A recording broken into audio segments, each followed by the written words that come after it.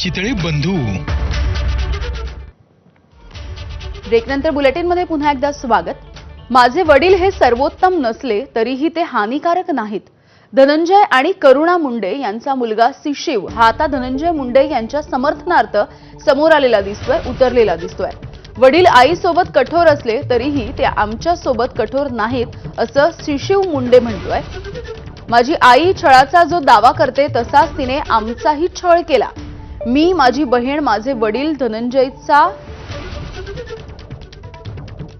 आई करुणा हिनं छळ केलेला आहे.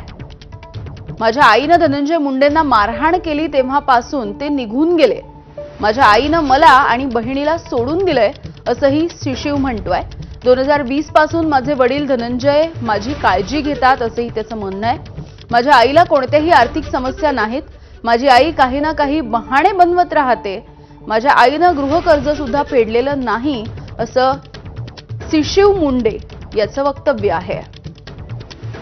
निलेश बुधावळे आमचे प्रतिनिधी आपल्याला या सगळ्याविषयी माहिती देत आहेत. निलेश, आतापर्यंतचा वाद आपण पाहिलेला आहे आणि आता धनंजय आणि करुणा मुंडे यांचा मुलगा समोर आलाय आणि त्यांनी काहीतरी वेगवेगळे दावे केले आहेत.